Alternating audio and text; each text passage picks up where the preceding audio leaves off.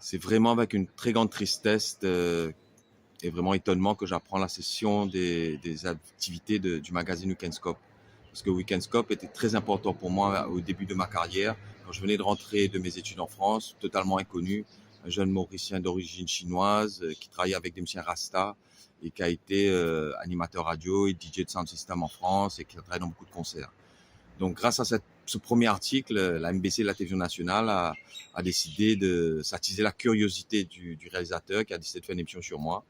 Et j'ai décidé alors d'amener mes musiciens Rasta dans l'émission. Et c'est là que Kaya, pour la première fois, apparaît à la télévision nationale. C'est la première fois que le Ségué est présenté à tous les Mauriciens.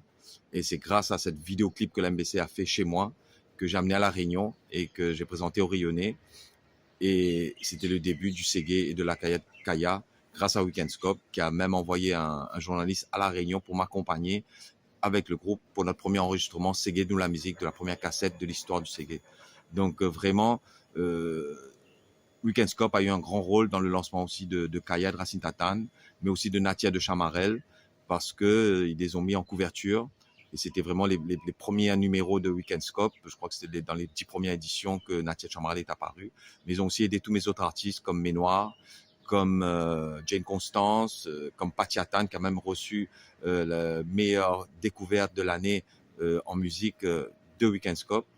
Mais aussi, Weekend Scope m'a fait vivre une des plus belles aventures de ma vie, parce que le propriétaire directeur du Mauricien Limité, Jacques Rivette, qui est maintenant récemment décédé, je dis un grand merci à Jacques Rivette, qui m'a contacté en lisant les articles, a demandé aux gens mon numéro de téléphone, et il m'a téléphoné et m'a demandé d'être le coordinateur musical de tout l'enregistrement du CD de Petit Frère produit par Radio France Okora. Et ça, c'était une des plus belles aventures, parce que grâce à Weekend Scope, je peux rencontrer Petit Frère, vivre cette aventure formidable avec ce vieil homme qui a fait renaître le Sega de ses cendres et qui était déjà vieux, aveugle et sourd. Donc merci Weekend Scope pour cela, mais aussi merci pour tout ce que vous avez fait pour l'île Maurice avec des articles de fond sur le sida et la drogue. Donc, un chapitre est terminé. Merci à tous les journalistes et toute l'équipe de rédaction et Jacques Achille, le rédacteur en chef, et toute l'équipe et Jacques Rivette d'avoir créé Weekend Scope. Et maintenant, avec la disparition de Jacques Rivette, Weekend Scope disparaît avec lui. Grand merci, Weekend Scope. Je ne vous oublierai jamais.